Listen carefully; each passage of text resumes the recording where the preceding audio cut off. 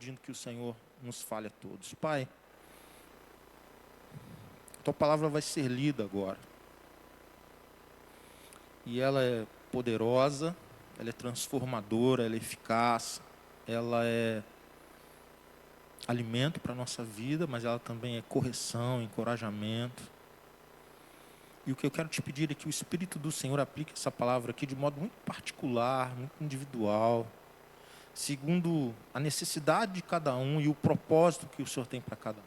E o Senhor pode fazer isso, eu não posso. Ninguém pode a não ser o Senhor. Nós nada podemos sentir. Então faz calar agora, Deus, qualquer voz contrária ao Senhor, para que somente a voz do Senhor seja ouvida, discernida, obedecida. Glorifica o teu próprio nome, Deus, nesse momento, em nome de Jesus. Amém.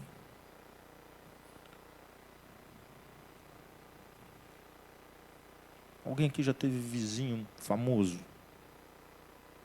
Ninguém teve vizinho famoso? Talvez alguém aqui tenha tido um vizinho famoso e tal. O Salmo 24 é um pouquinho disso, irmãos. As pessoas sempre se lembram de qual salmo? Se fala um salmo, qual que as pessoas se lembram? Salmo 23, ele é vizinho do famoso.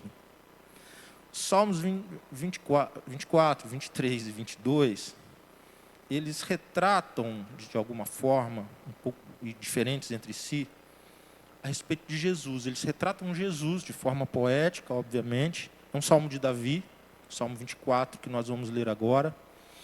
E nós vamos pensar sobre a glória de Deus, tendo por base esse salmo. O texto diz assim: a terra e tudo que nela há são do Senhor. O mundo e todos os seus habitantes lhe pertencem. Pois sobre os mares ele edificou os alicerces da terra e sobre as profundezas do oceano a estabeleceu. Quem pode subir o monte do Senhor? Quem pode permanecer em seu santo lugar? Somente os que têm as mãos puras e o coração limpo, que não se entregam aos ídolos e não juram em falso.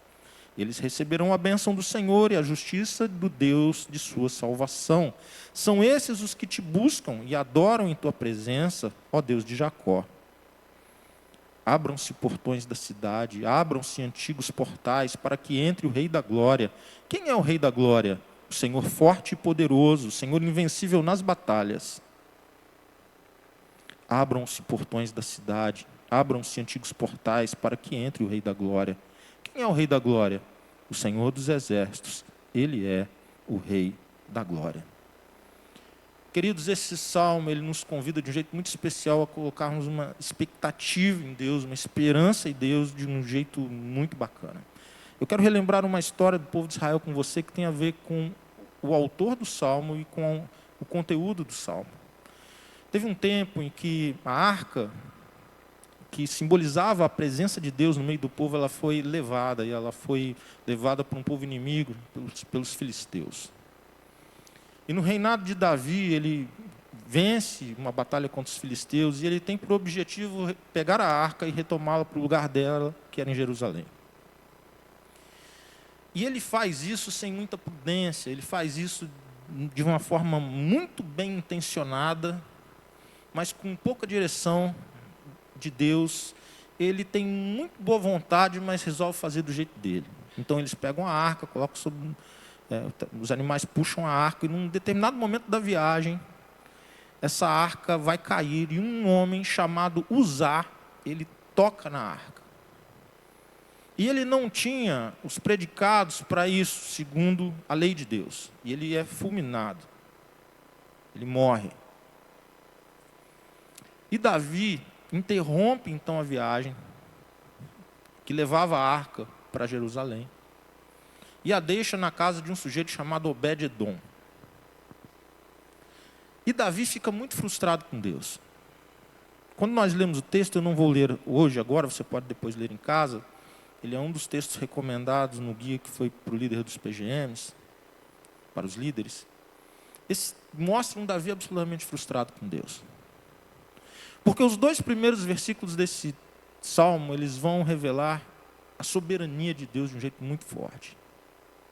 E a soberania de Deus se dá por alguns motivos. O principal destaque desses 2 versículos é porque ele é o Criador e o sustentador de todas as coisas. Ele é o soberano dos reis da terra. Ele não deve satisfação a ninguém, absolutamente ninguém. Ele faz do jeito que ele quiser, quando que ele quiser, da forma que ele quiser, sem pedir autorização de ninguém.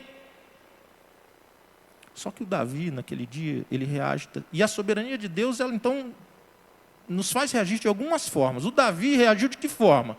O Davi mais ou menos disse assim para Deus: pô, Deus, está de brincadeira, a gente faz um esforço incrível para mobiliza tantas pessoas, o pessoal cheio de boa vontade, o povo veio querendo, e o Senhor mata o Uzá, porque ele foi cheio de boa vontade de segurar a arca. Muitas vezes a soberania de Deus nos confronta, quando frustram os nossos planos. E às vezes planos que eram bons aos nossos olhos, principalmente, ou que não necessariamente eram pecados, porque claramente se Deus impede o pecado, nós dizemos: ah, ok, Deus, tu és santo, eu sou pecador, eu entendi, eu sou santo sempre. Mas e quando não é pecado? E quando tem um grupo mobilizado para fazer alguma coisa que aparentemente é bom, é correto, e Deus frustra o plano, e Deus age de um jeito. Passam-se alguns meses, chega uma notícia para o Davi, o autor desse salmo. E a notícia é mais ou menos assim: Davi, Deus está abençoando uma pessoa, uma casa, uma família de um jeito muito especial. Qual é a casa? A casa de Obed-edom. A arca estava lá. Deus o abençoava. Davi, então, revê os seus planos. E agora ele resolve buscar a arca do jeito que Deus havia deixado como orientação, todo o procedimento que era claro da parte de Deus e que deveria ser seguido, e agora ele faz do jeito certo. Ele levanta um grupo de homens das tribos, ele levanta líderes, ele separa levitas, ele faz o que tem que ser feito. É nessa incursão e nessa empreitada que surge um nome que liderará toda a adoração do povo, que é um nome conhecido nosso também, porque ele é autor de vários salmos, que é o Asaf. Não o Borba, mais antigo um pouco. O Asaf, ele vai ser o líder dessa empreitada. Agora, Davi não quer apenas fazer com boa vontade. Agora, Davi quer fazer do jeito que Deus orientava fazer. E para surpresa de 0 pessoas, quando ele escolhe fazer do jeito de Deus, ele é bem sucedido. Não morre ninguém. Ninguém tem que ficar segurando a arca. Não precisa ter herói. Quando ele faz do jeito de Deus, a arca vai para onde tinha que ir, para Jerusalém. E o povo faz uma festa incrível, e o próprio Davi. E pensa, irmãos, assim, banda de música, paraquedista, cães amestrados, aviões passando, era uma coisa de louco, assim, aquela festança mesmo assim. E nesse dia, eles festejam de forma incrível, com muita alegria. Por quê? Porque a arca, ela significava simplesmente Deus com eles, novamente.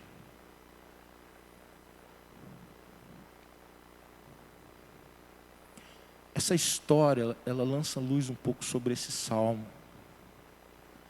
Porque esse salmo, nos primeiros versículos, vai falar desse Deus soberano, que abençoa quem Ele quer abençoar, que faz do jeito que ele escolheu fazer, que age segundo o seu próprio caráter e não segundo a nossa própria vontade.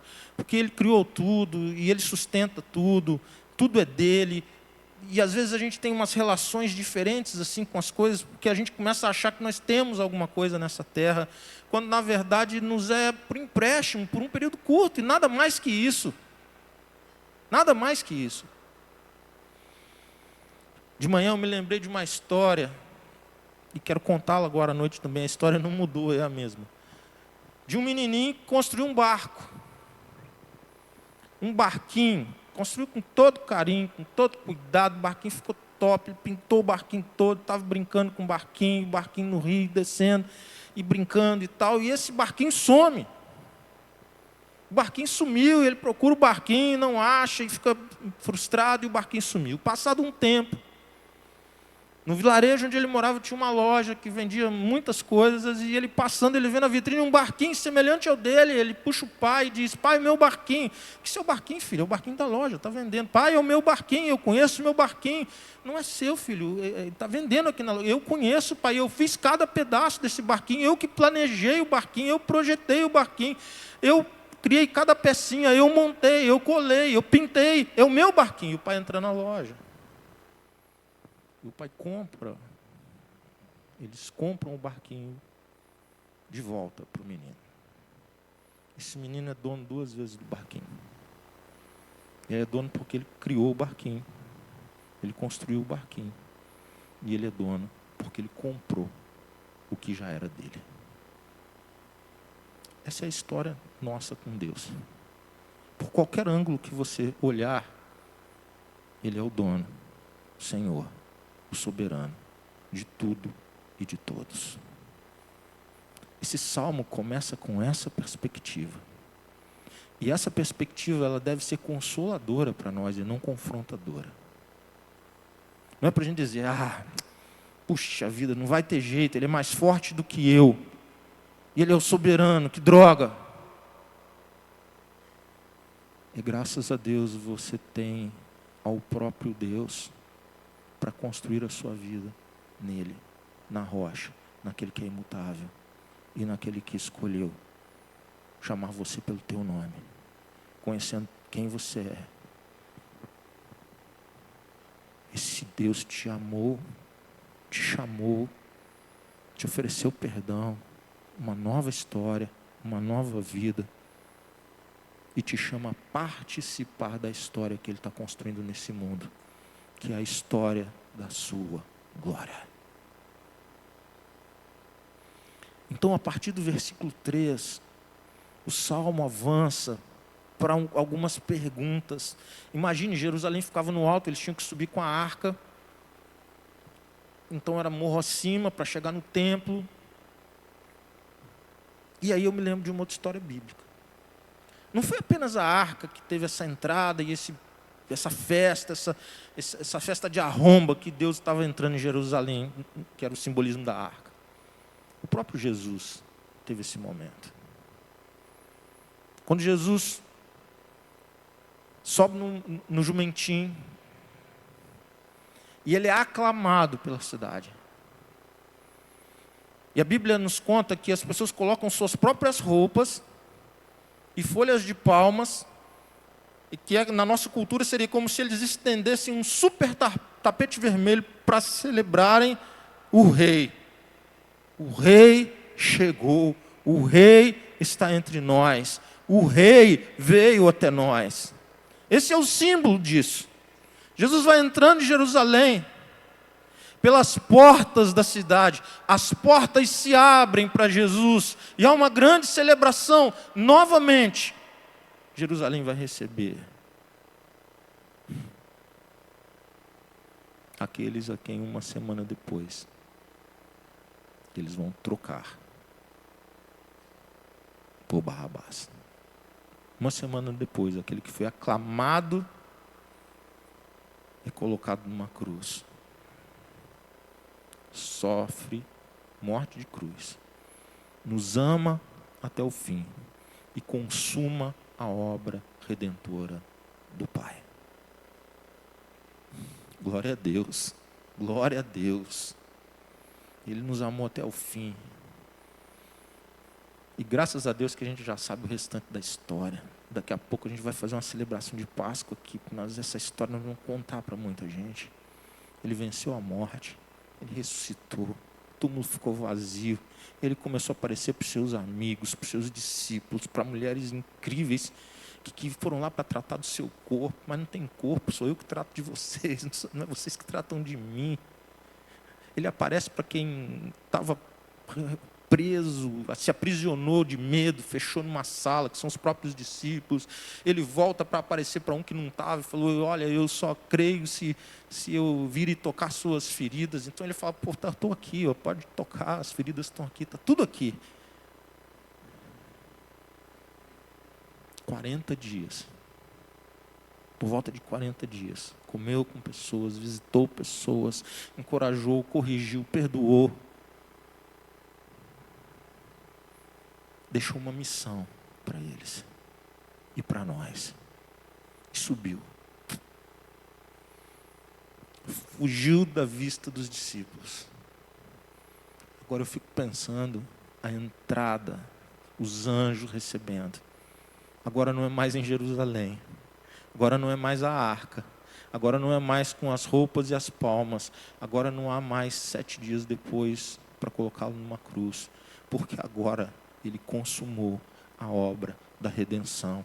Ele venceu a morte. Ele derrotou o inimigo das nossas almas e reina eternamente, o nosso sumo sacerdote eterno. Jesus sendo aclamado por todos os anjos. E ele vai voltar para buscar o seu povo. Esse salmo lança luz para esse processo, porque ele começa a fazer algumas perguntas e diz assim, ó, quem pode subir ao monte do Senhor? Mas não apenas subir, quem pode permanecer lá? Subir e permanecer.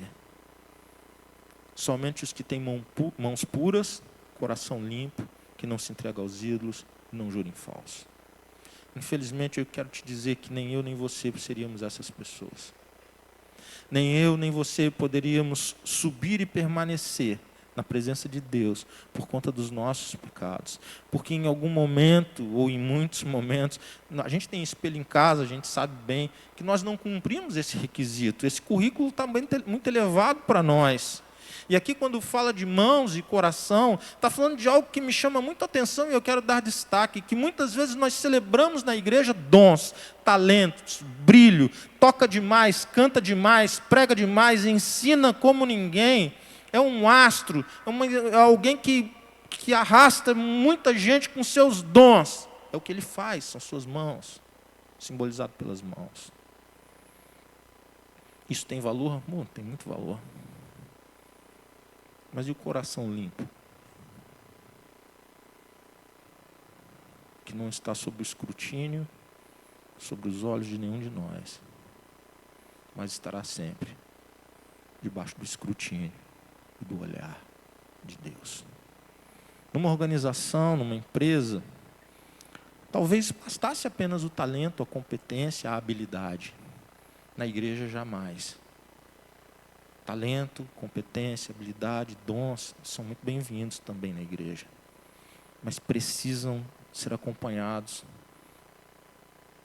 por uma essência. Ou como esse texto diz, um coração limpo, um coração alinhado com a vontade, com o propósito de Deus. Sem estrelismo, sem vanglória, sem vaidade, para a glória daquele que concedeu o dom. Esse é o ponto. É aquele que tem todos os dons que concede dons. É aquele que é perfeito que concede. A glória é dele, para ele, eternamente. E nós somos gratos a ele por conceder esses dons. Há tantas pessoas que têm abençoado nossas vidas. O texto fala também que essas pessoas, elas não se entregam a ídolos, elas não juram em falso, esse texto está apontando para uma pessoa, o único, que subiu e permaneceu, Jesus Cristo, o Rei da Glória. Está dizendo que Deus entregou seu Filho e cumpriu nele tudo o que precisava. Vamos avançar um pouquinho, porque no versículo 5 diz assim, eles receberão a bênção do Senhor e a justiça do Deus da sua salvação. São esses que te buscam e adoram em tua presença, ó Deus de Jacó. Eu quero chamar a atenção para você sobre o Jacó aparecer aqui. Do nada aparece o Jacó. O Davi se lembrou do Jacó, gente. Na composição dele. Por que será que ele colocou o Jacó aqui? Porque se tem um sujeito que não caberia nas descrições acima, é o Jacó. Se tem tem um camarada que você fala assim, o Jacó não dá, velho. O Jacó é enrolado. O Jacó não dá, pô. Não dava.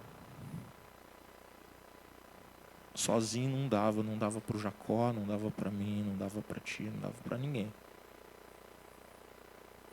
Jacó aqui é o símbolo daqueles que Deus faz justiça a eles, transforma a vida deles pelos méritos do próprio Jesus. A luta de Jacó transformou a vida dele.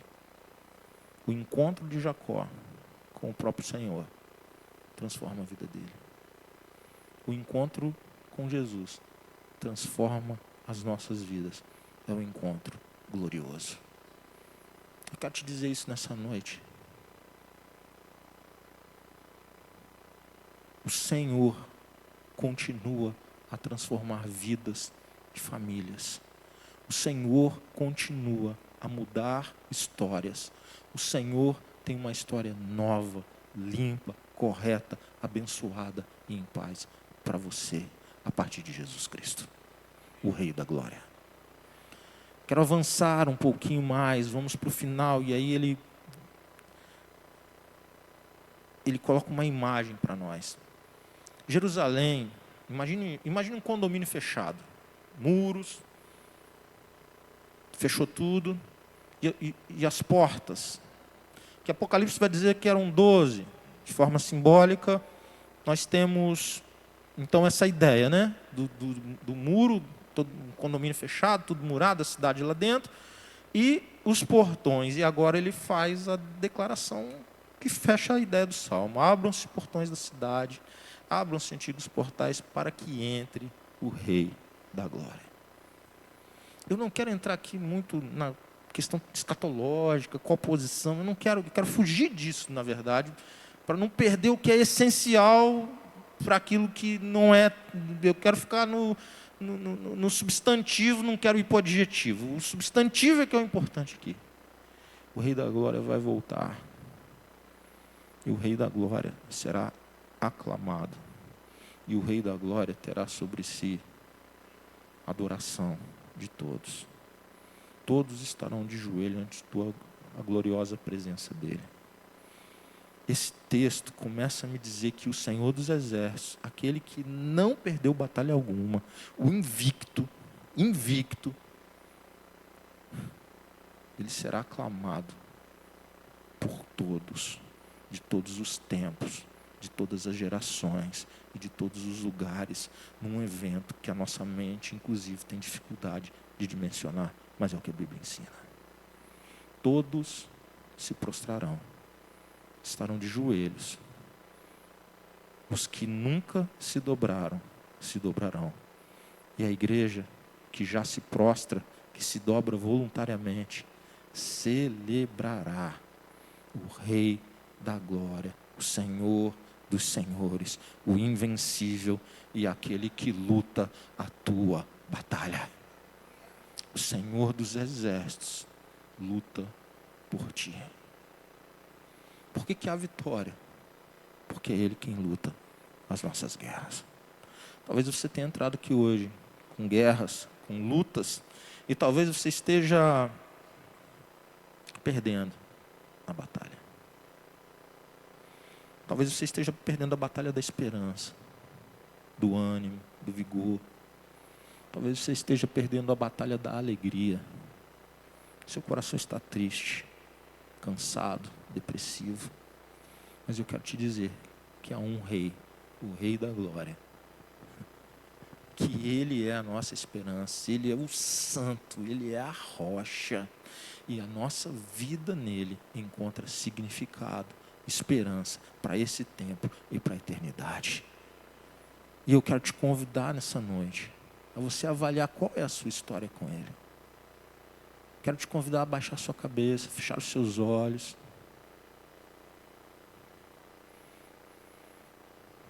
E quero fazer um desafio para você nessa noite. Porque talvez você tenha percebido que você está procurando uma glória própria. A glória do teu nome. Talvez você tenha percebido que você está um pouco desviado desse processo da glória de Deus em Jesus Cristo. Eu quero te convidar nessa noite, se o Senhor falou com você, se você está com o seu coração arrependido de procurar a glória própria, eu quero te convidar agora a se arrepender e a se curvar diante do Senhor Jesus, falar com Ele agora: Senhor, tem misericórdia da minha vida, porque eu não estou te dando a glória devida ao teu nome, e eu estou arrependido disso, e eu quero perdão, misericórdia, graça do Senhor. Eu preciso disso na minha vida. Existe alguém nessa noite com esse entendimento, a quem Deus tocou na sua vida nessa noite, que está arrependido, está com seu coração quebrantado, porque não está em paz com Jesus nessa hora? Levante um dos seus braços onde você estiver. Alguém nessa noite, apenas um gesto. Deus abençoe sua vida, Deus abençoe sua vida. Alguém mais nessa noite, apenas um gesto. Deus abençoe, Deus abençoe. Glória a Deus. Deus abençoe lá atrás, Deus abençoe aqui no meio. Glórias ao Senhor. O Rei da glória continua a perdoar. O Rei da glória continua a transformar vidas. Pela última vez nessa noite, existe alguém nesse lugar a quem o Espírito Santo tenha tocado, tenha atingido, está revendo sua própria vida, e que esteja arrependido dos caminhos que tem levado, e quer Deus na sua vida, quer uma história com Deus? Levante um dos seus braços onde você estiver. Eu quero orar pela sua vida. Deus abençoe. Alguém mais? Deus abençoe lá atrás. Deus abençoe. Alguém mais nessa noite? Apenas um gesto. Levante uma de suas mãos. Eu vou orar pela sua vida agora. Senhor, eu quero te agradecer pela tua palavra, porque nós reunimos aqui pessoas muito diferentes, Deus, com histórias muito diferentes. E agora, Deus, muitas pessoas foram atingidas em cheio pela tua palavra, que foi aplicada pelo teu Espírito aos corações. E a glória disso é toda do Senhor, que continua a salvar, libertar, purificar, perdoar. E eu quero interceder por essas vidas, Deus, porque eles estão sensíveis ao teu Espírito. É de gente que ouviu tua voz agora, ouviu o Senhor chamando o nome deles e corrigindo áreas de suas vidas. E a tua palavra me ensina que o Senhor corrige a quem o Senhor ama. Não é para constrangimento e vergonha, mas é para libertação e vitória. É um chamado do Senhor para uma vida nova, um momento novo, uma vida contigo, um viver para a glória do Senhor. Eu quero te agradecer por isso, Deus.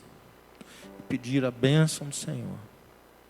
Que essas pessoas continuem avançando, Deus. Que não seja apenas um momento emotivo no culto, mas que seja um momento, Deus, de transformação de dentro para fora.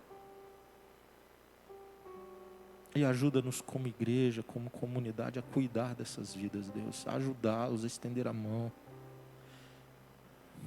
Usa-nos, Deus. Usa-nos para a glória do Senhor, para cuidarmos dessas vidas. Que nessa comunidade, Deus, eles encontrem acolhimento, ensino, irmãos e irmãs. Porque muitas vezes, Deus, muitas vezes, as bênçãos do Senhor vêm até nós, as bênçãos se materializam na nossa vida, vieram das tuas mãos, mas vieram através de instrumentos, anjos que o Senhor coloca, que são os nossos irmãos e irmãs de jornada, de caminhada. E eu te dou graças por cada um deles. Te dou graças, Deus, porque o Senhor continua conduzindo a história para esse final glorioso.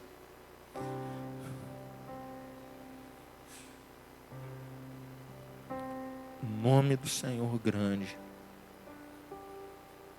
Jesus adorado, Deus. entre todos os povos da terra, celebrando o Senhor Jesus, o Rei da Glória. E ninguém vai frustrar o teu plano. Louvado seja o teu nome. Que o amor de Deus, o nosso Pai, a graça salvadora de Jesus Cristo, as doces consolações do Espírito Santo de Deus sejam derramadas de forma viva, rica e abundante sobre a sua vida, sobre a sua família, sobre todo o povo de Deus. Amém. E glórias ao Senhor. A ti eu vou clamar, pois tudo vem de